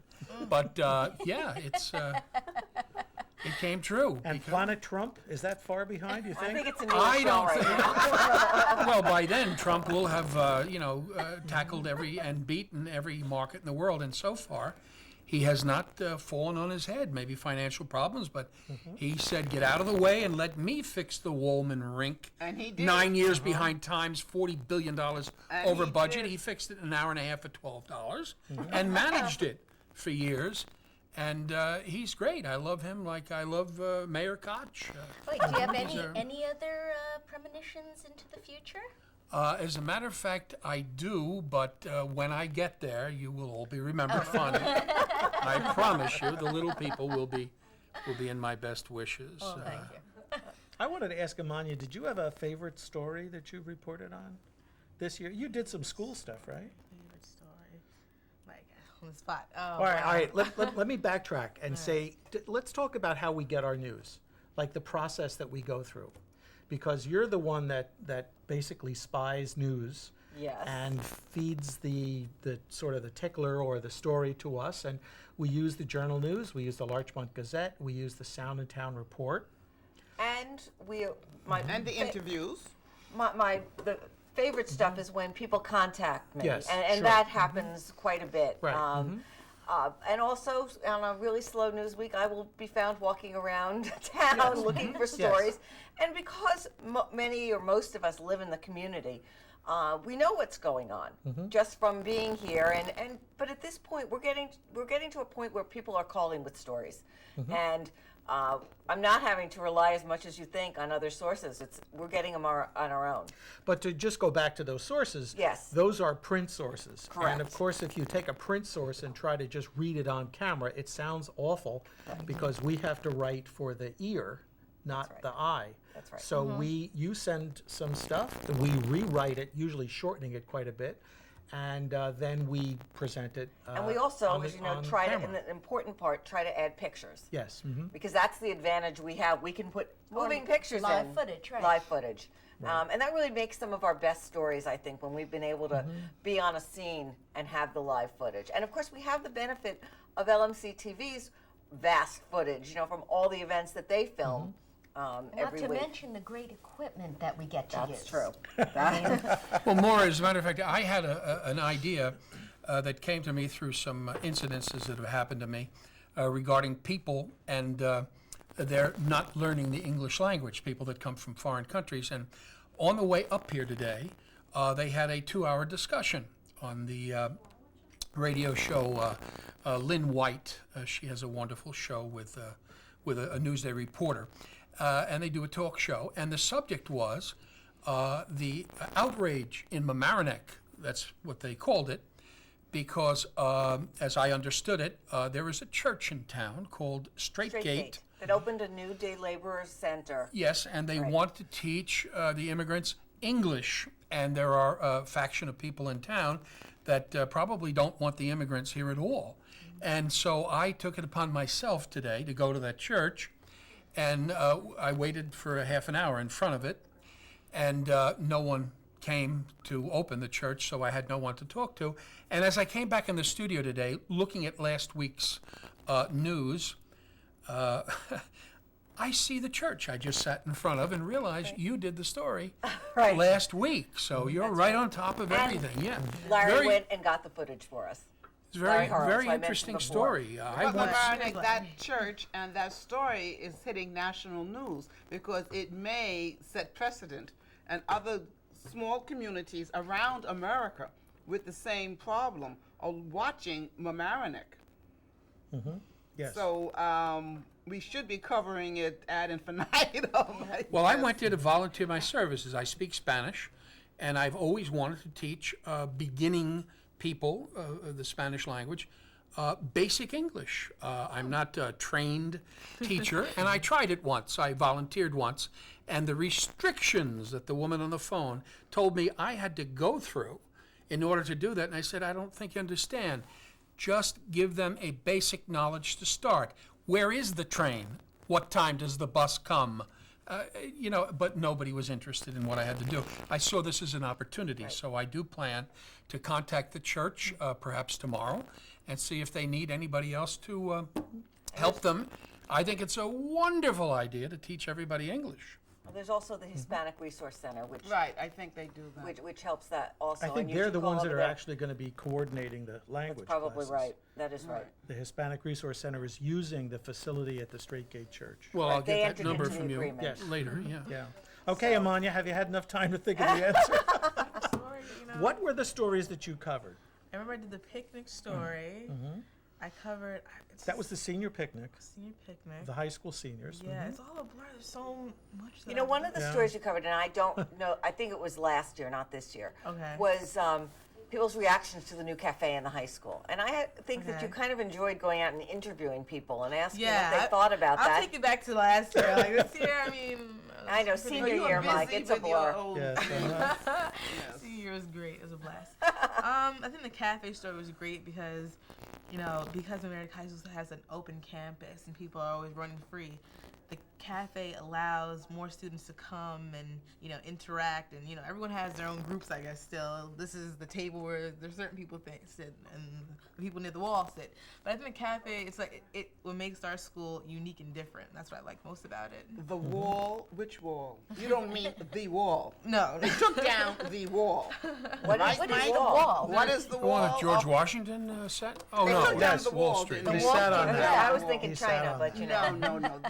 The Mamaroneck wall. But the thing that bothers me, you enjoy the open campus. You're young and it drives me nuts. I do not go on Route 1 in between 11 o'clock and 1. It's a good thing because those students might be in danger. We're now about to offend everyone. They walk across the street, and when I roll down the window and tell them, they turn and look at me like, who's this nutty old woman? I mean, they're like elementary school children. It's very dangerous the way they cross the street. And then the crossing guard there doesn't say anything, and I want to get out and shake him up. Okay, Sounds I like you got a lot of think that's, I was just going to say that. I think that's your story for the fall. So now you all see how we get ideas. It's from the little annoyances in our lives. Well, what we encounter. What we encounter, what we living see. in this But community. also, as you said earlier, we do hear from other people. Remember the folks who are trying to get the dog walking That's right. Yes, ordinance to be annulled in In New Rochelle, right. They did a show with Christina at LMC-TV, and then they came to us and said, could you help publicize this? Right, and part of the reason that it is part of our mission, the local, is that Larchmont Mamaroneck dog owners who want to use this park now have to pay a fee, so they are... I'm sorry? Ward Acres. Ward Acres, thank you. Now, that's Dina Schumacher, who is the coordinator of Studio One in the high school. I went to school with Thank Ward you, Dina. It's good TV. But it affects local residents. Sure. It's not just New But we Rochelle. were able to then interview them. We had sort of an extensive interview with them. Yes, we did. And we were able to get that information then out to the community. That's right. So that's why we always ask people, if you've got a story for us, tell us about it. If you've got video that we can use, send it in. And if you want to be part of what we do, we're always looking for volunteers. Right. Right. That's what makes LMC TV so wonderful. That's what makes public access so wonderful. And particularly when it's in your own little community. I mean, I love Channel 13. I love that. But that's a huge community. The services, the volunteer work that has been done and is being done in Larchmont Mamaroneck community is fantastic. We sort of like take it for granted. Everybody does this. Happens in all communities. It doesn't. No, I think it came out how impressive it was, particularly in light of the flooding. Just how many people really wanted to help. And it was something that this station, not just the news show, really took upon itself also to get information out there. And people noticed. And but we're going to have to wrap it up because, believe it or not, we've been talking quite a while, folks. I guess we had a lot to say. We have a lot to But say. I also want to say with that the town of Mamaroneck, they really did a wonderful job to clean up the sidewalks and streets. Because if you look at some of the places in New Orleans, 2 years later, and that's a huge city compared to Mamaroneck, those men worked hard, and I think they should be recognized, even though they're paid, but I still think they should be recognized. And you have another story. I will follow up on that. That's good. So we're going to wrap up this show. We've had a lot to talk about. We are going to continue to try to do some shows this summer, but a full season will begin again in the fall. Well, tell people where they can contact either you or Dina, perhaps, during the summer if they want to get involved. You can call the studio, which is 698-6808. If you have information that you want to submit to the show, you can submit it to LMC-TV, Larchmont Mamaroneck Community News, in care of LMC-TV, which is in the town center for the town of Mamaroneck. I believe it's 740, close.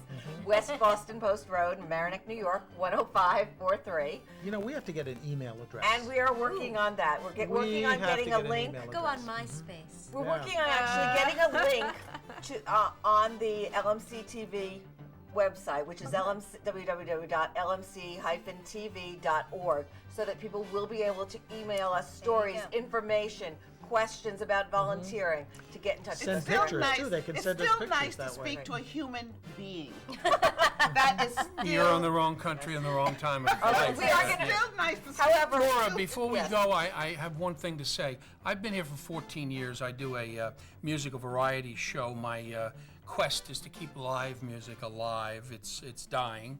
And I have Tri-State Entertainment come on here. Sometimes some celebrities, musical. But in any event, the people that come on here, full bands, vocalists, dancers, are very entertaining. And what we need on the Entertainment 914 show, which is the show I do, are audience members. We get them very rarely, but you're all invited. We can seat up to 20 people in this audience. And if you'll just call the studios at 698-6808 and ask them when Entertainment 914 is next airing, you can come on down and watch the taping of a show and get some great musical entertainment. Thank you. You got your plug in for your show. Oh, was that what it was? Yeah. I'm sorry. And we plugged for stories, information, volunteers, but just keep joining us and enjoy your summer. We'll see you all soon. Good night. Right. Good night. And appreciate See your ya. community. See ya.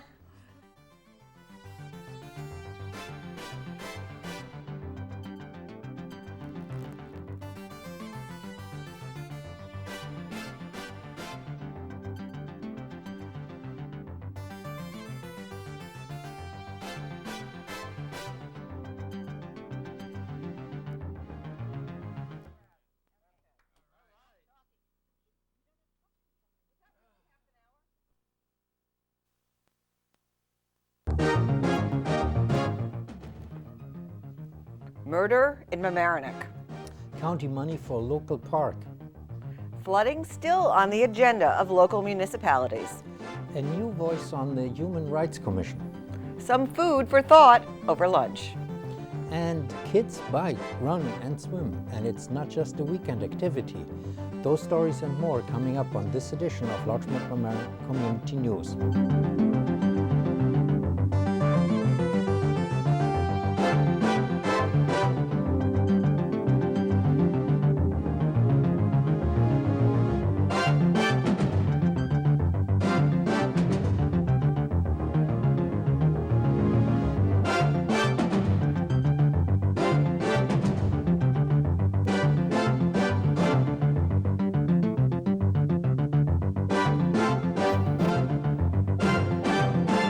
Hello and welcome to Larchmont Mamaroneck Community News as we begin our 18th season of local news. I'm Sven Oehme. And I'm Maura Carlin.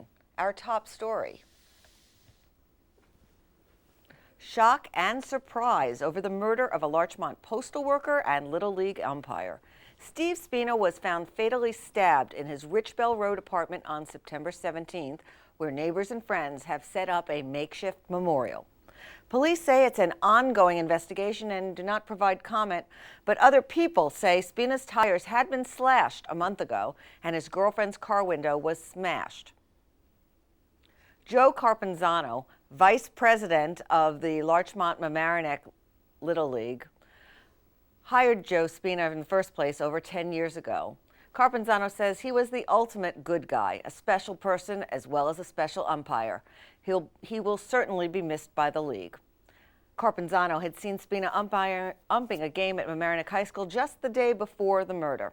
Spina himself is a 1989 graduate of Mamaroneck High School. He leaves behind a 12-year-old daughter from a previous relationship who often accompanied her dad to his umping duties. We called him Steve the Mailman, and he umped a few games when I was behind the plate. He gave me a little advice, like to move up in the catcher's box, and he also called a really consistent strike zone. He was a really nice man, and I liked him. Flint Park in Larchmont Village will be much improved very soon. The Westchester County Board of Legislators recently unanimously approved a $2.5 million grant. The money comes from the Westchester Legacy program. It will be used for major improvements in the park and also for an all-weather synthetic turf athletic field. Westchester County Legislator Judy Myers, Democrat, was very involved in this project and negotiated with the village government represented by Mayor Liz Feld. On an agreement between Larchmont and Westchester County, the village will take over maintenance of the mile-long stretch of Palmer Avenue. And Palmer Avenue is a county-owned road. The village also agreed to build 35 units of workforce housing to be completed by 2012. According to Myers, the county will still be involved in funding repairs to the roadway, and the housing development project will be eligible for state and federal tax benefits. The project includes, at Flint Park, includes a realignment of the roads and the parking lot. In the park, the total number of parking spaces will stay about the same. A number of trees in the existing park will have to be removed, but new trees and bushes will be planted. The total number of new trees in the whole area will be exceeding 200. The feral cat colony that is currently in the grove between Flint Park and Homox will be moved to an area that is behind the medical buildings which face the Boston Post Road. There will also be 2 new picnic areas and restrooms. The Legacy program that provides the funding dates back to 2001 and has 3 goals: 1, to acquire open space; 2, to provide capital spending for recreation facilities in southern Westchester County; and 3, to develop much-needed facilities for active recreation. The water flows downstream, but how will it be stopped? And where will the flood money come from? All issues discussed at a recent meeting between the Larchmont Village Board and the Mamaroneck Town Council regarding the frequent flooding of Larchmont's Pinebrook neighborhood. Joining these officials were County Legislator Judy Myers and State Assemblyman George Latimer, as well as New Rochelle's Commissioner of Public Works, Jeffrey Coleman. Why New Rochelle? Well, most of the water that drains into Pine Brook on the way to the Long Island Sound comes from that city. As you may recall, an engineering report concluded that during a storm, there's more water that can be absorbed by the ground and the current drainage system.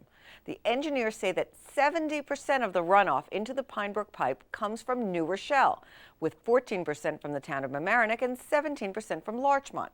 But New Rochelle officials are not interested in modifying Beechmont Lake, which is the source of the water.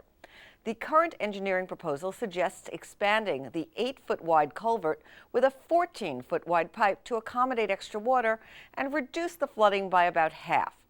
But residents in other areas claim that that will just push the water further downstream into the Premium River area and increase the flooding there. And where will the $4 million come from to pay for it? Town of Mamaroneck Supervisor O'Keefe isn't ready to commit nearly half of the flood mitigation money Representative Nita Lowy secured for the town, especially since the village of Mamaroneck also will be looking for flood money, and the town also has to deal with its own areas that flood. Of course, we'll continue to watch the water and the funds. Flooding was very much on the minds of Village of Mamaroneck residents as well at a recent village board meeting.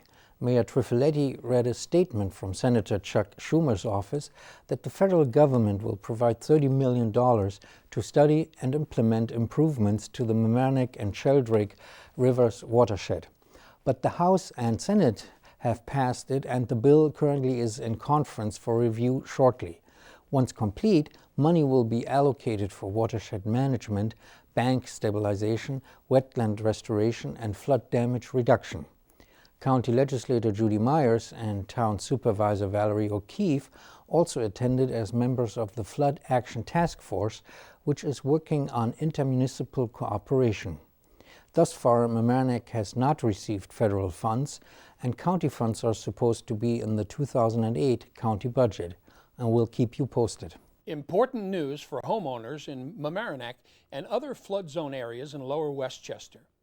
New flood zone maps created by the Federal Emergency Management Agency, more commonly known as FEMA, are due as of 9/28/07. You are encouraged to get flood insurance by that date, as homes currently uninsured but found to be within the new map zones will most likely find the rates to have skyrocketed. If you get flood insurance immediately, even though it will not go into effect until 30 days later, your rate will be grandfathered in. You are required by your mortgage company to have flood insurance if your home is within the 100-year floodplain. In Westchester, over 130 miles have been restudied throughout the county. A grandfathered flood policy will surely help if you are trying to sell your house. As of October 1st, the FEMA website will show the new floodplain maps. Their website is www.msc.fema.gov, or residents can go to their local municipalities to pick up a copy.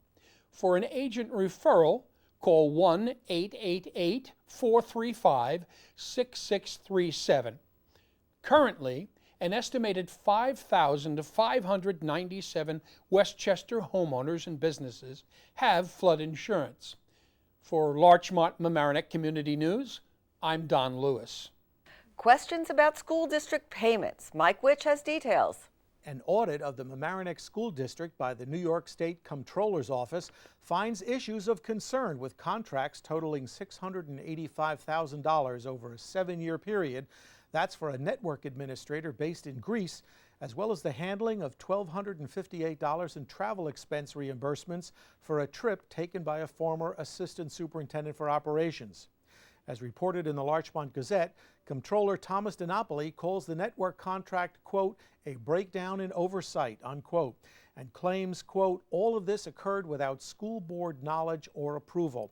He's referred the audit findings to the Westchester County District Attorney's Office.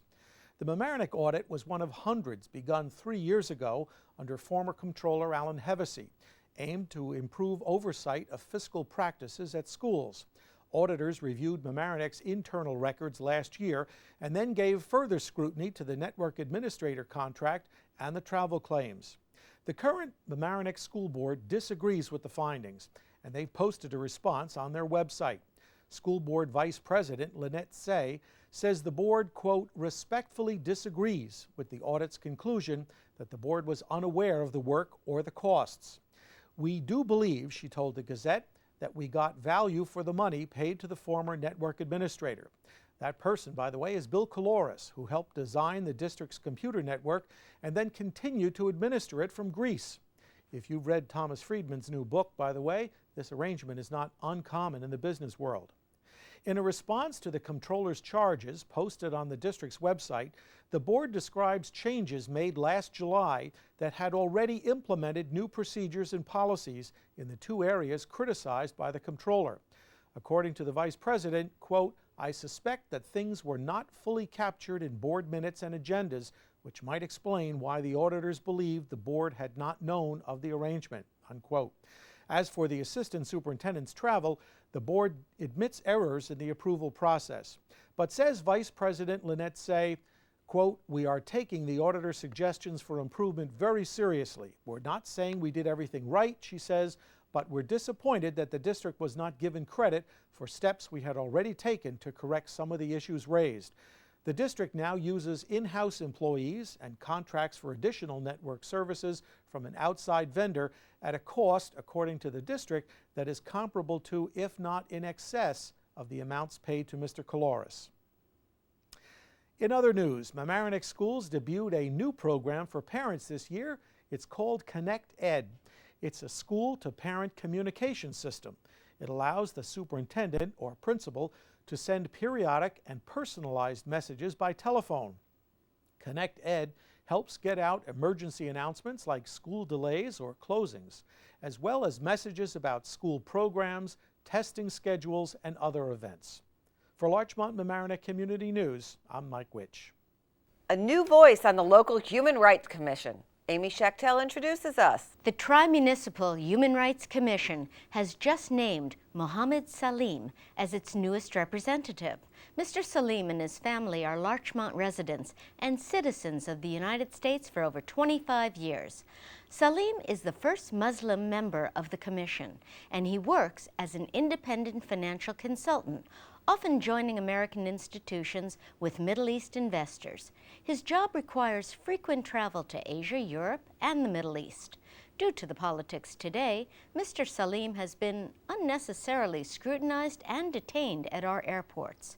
To be suspect because of his name and origin gave Mr. Salim the idea that coincided with HRC's need for a new representative. He now wants to give back to his community and help other minorities cope and deal more successfully and rise above discrimination. For Larchmont Mamaroneck Community News, I'm Amy Schachtel. Over the past years, Mamaroneck Village has spent large amounts on lawyers because of a number of lawsuits involving the village. According to records that were obtained by the Journal News, the village has paid attorneys over $4.6 million during the past 5 years. The two most prominent lawsuits concern the day laborers issue in the village, and the other one is defending the village in a legal action brought by former police officers who charged that they had been fired because they spoke out on corruption in the village's police department. The legal fees in Mamaroneck are now turning into a political issue and will most likely be one of the hot topics during the upcoming election campaign. The village started to incur high legal fees during the time that the Republicans had the majority on the village board, and currently there is a 3-2 majority in favor of the Democrats, and the Democratic majority decided to settle 2 of the legal cases. The 2 recent settlements cost the village over $2 million. The village financed the 2 settlements with 2 bonds. We tried to get additional information from the offices of the village, and it seems that it's not an issue that people there would like to discuss. Finally, I was told that I would receive a call. However, it did not happen until we taped this program. All of this indicates that this is a hot election issue this fall when the Democrats will try to unseat Republican Mayor Phil Trifiletti and trustee Tony Fava. In case they succeed, the Democrats will occupy all the seats on the village board. Want to be involved in the dialogue over immigration? Mildraide Lazarre tells us how. The national debate over immigration not only hits home in our community, but now is being studied by the Larchmont-Mamaroneck League of Women Voters. A study group was put together to provide input to help the National League of Women Voters form its position on reform. The Larchmont-Mamaroneck League kicks off its studies with a public event co-sponsored by the New Rochelle League and the New Rochelle Public Library on Thursday, September 27th from 7:30 to 9:30 in the evening at the New Rochelle Public Library. They will be showing the film, The History of Immigration to the Lower East Side, produced by the History Channel for the Tenement Museum of the Lower East Side. 30 minutes thereafter, a conversation will take place with journalist and author Michelle Wooker, whose most recent book, Lockout: Why America Keeps Getting Immigration Wrong When Our Prosperity Depends on Getting It Right, has just been published. League members and the general public are invited to this event. This event is appropriate for older children and young adults. No need to RSVP, just come on by. The event is free. If you have any questions, please contact the League by email at aliceworks@aol.com. Oh yes, there will be refreshments prior to the start of the film.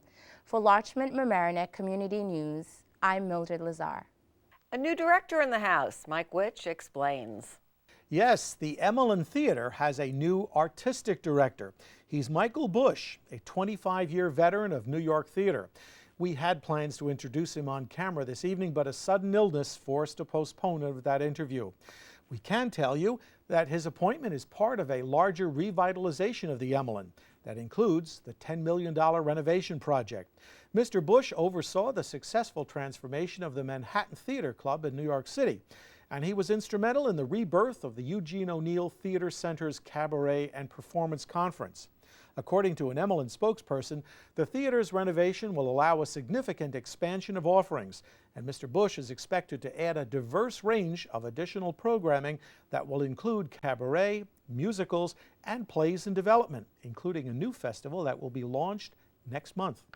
By the way, on October 11th, the Emmelyn Theater will host a fundraising dinner at Glen Island Harbor Club in New Rochelle, honoring several stars of New York theater, including Emmy Award-winning actress and singer Leslie Uggams and Tony Award-nominated actress Tova Feldsha.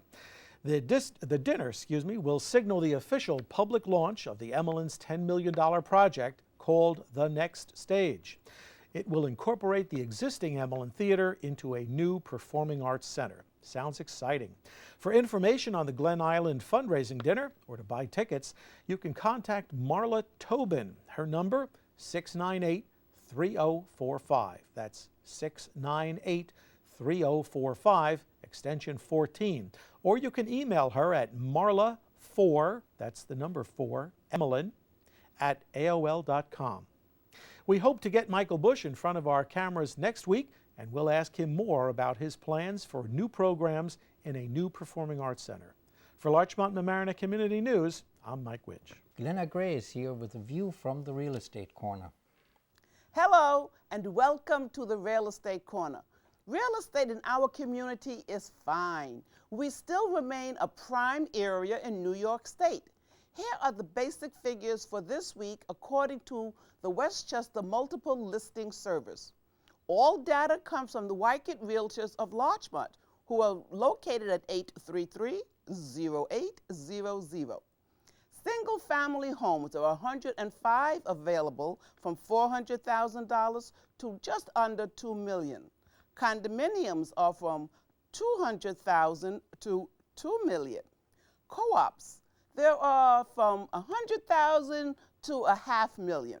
And there are a few multi-family homes from $500,000 or just over $1.5 million. For Larchmont-Mamaroneck Community News, I'm Glenna Gray. Think before you eat or eat before you think. Either way, Amy Schachtel has a way to feed your mind and stomach. I am here with Leslie Forsythe. Pleasure. Thank you for being here with me. And Barbara Whitman. Hi. Pleasure. Thank you so much again. Thank you. Leslie, you have put together something that is just creative, wonderful, and very great for our community. And that is called Food and Thought, which is going to take place at a local restaurant. Yes. So, Food and Thought. The first one will be October 4th. Tell me what we're in for. We are going to be hearing from Barbara Whitman, who is a theatrical producer and has 2 shows on Broadway now, Legally Blonde the Musical and the 25th Annual Putnam County Spelling Bee. And she's going to be talking about the ins and outs of producing on Broadway. Well, Leslie, I do know Barbara. Barbara and I have spoken before, and I know about these shows, and I know how terrific everything you're doing is. Thanks. And I'm going to be coming because I would love to hear you speak. But Leslie, I do want to ask you, how long have you been doing Food and Thought? We're beginning our 4th season. It's a lunchtime lecture series, so it combines the pleasures of eating lunch with friends and meeting people with the stimulation of hearing from speakers on a wide variety of topics. I understand this October 4th, Food and Thought will take place at a local restaurant on Palmer Avenue? Yes, the Globe Bar and Grill. The Globe. And what time do you begin? We begin at 12, and we usually finish at 2. Oh, that's terrific. Now, I understand that this is going to be a series of 3 lectures. Yes, that's One right. in October, one in early November, and early December. Yes. How do people get in contact with you? They should email me at foodandthought@optonline.net. Okay. And I will note their interest and ask them for $130 for a series of 3 luncheons, and then we'll look forward to having them at the series. Now, October 4th, the first luncheon of the series, Miss Whitman, that you'll be speaking at. Tell me some of the things that I can expect to come in here. Well, I thought I'd give an inside view of what it's like to put on a Broadway show. Mainly with the economics, actually a tough business it is, but also looking at what fun it is when a show does succeed. And since I've had a wide range of shows, I can talk about... And a lot of success, I might add. Thank you. And I can talk about doing a play on Broadway, doing a show that originates in a nonprofit, doing a show that originates directly for Broadway, a big splashy musical. So we can look at all the different ways Broadway shows get to Broadway and what it's like to have a show on Broadway. That's terrific. Wow.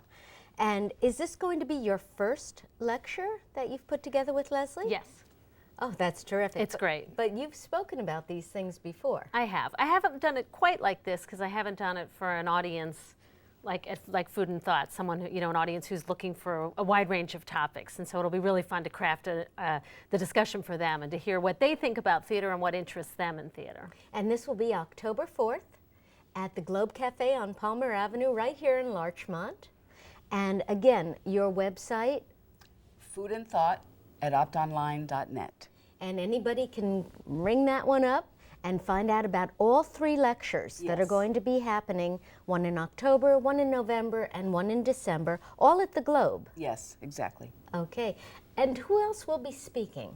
Our speaker in November is a sociologist, Pamela Stone, who has just published a book called Opting Out. And what is the main focus of that Why book? Women Really Quit Careers and Head Home. That should be an interesting lunch. And the other one And for the December? other is Lee Woodruff, the wife of Bob Woodruff. Yes. Their book, In an Instant, is about their experience following Bob's injury in Iraq. He was the ABC News anchor who was seriously injured while on That assignment. should be a very interesting one, too. So, again, October 4th at the Globe. I will be there. Thank you, Barbara. Thank you. Thank you, Leslie. Thank you. Come back. Thanks. Okay, bye. Iron Child competition. Mildred Lazarre has more. Run, bike, swim. No, not you adults. You can be lazy and watch. This event is solely for kids ages 7 through 14. Saturday, September 29th, come out and watch 275 kids participate in a junior triathlon. This second annual event, sponsored by the Mamaroneck Schools Foundation, is not a fundraiser, but just an event for local children. Last year's event was really successful. This year, 275 kids are participating, up from 250 that participated last year. The course starts and finishes at Homix Middle School. It begins at 8:30 in the morning at the pool. At least you can exercise your vocal cords, cheering on the kids. For Larchmont Mamaroneck Community News, I'm Mildred Lazarre. Glenna Gray learns what you can and cannot read at a local event. Throughout the week of September 29th to October 6th, the Larchmont Library will celebrate the freedom to read. During the 20th century in the United States of America, many communities banned over 100 books. The reasons for the books being banned varied from town to town. Some books were banned because of language, obscenities, sexual content, vulgar words. Some of the banned authors included Hemingway, Vonnegut, Morrison, Joyce, Orwell, London, Sinclair, and Mailer. For more information, visit the Larchmont Library or call them at 834-2281. For Larchmont Mamaroneck Community News, I'm Glenna Gray. And that's it for this week's edition of Larchmont Mamaroneck Community News. If you want to see this news show again, you can. It's on every weekday night at 7 p.m. We record one show each week, and it's replayed on this channel, LMC-TV, channel 75. Or if you want to request to see it, you can. Call LMC-TV after 4 in the afternoon during the week at 381-2002, extension 202, and ask to see the news show. They'll try to put it on at a time that's convenient for you to watch. And this reminder, this news program is an all-volunteer effort, and we could use a few more volunteers, either behind the scenes or as a reporter. Or maybe you'd like to shoot video. Whatever the case, we need you. In short, if you want to volunteer to help us put this program on, we have something for you to do. Stop by some Thursday night in the LMC-TV studios and see how we do what we do. The LMC-TV studios are in the Mamaroneck High School, the Palmer Avenue side, just up the stairs across from the landmark Walter's hot dog stand. And we get things started around 7 p.m. and we would love to see you here. And it's now easier than ever to reach us at the news show. We have a mail link on the LMC-TV website. You can email story ideas, video, or request a phone call. And of course, you can volunteer. Just go to www.lmc-tv.org. Scroll down on the homepage until you see Contact the News Show. It's that simple. So let us hear from you. Thanks again for watching Larchmont Mamaroneck Community News.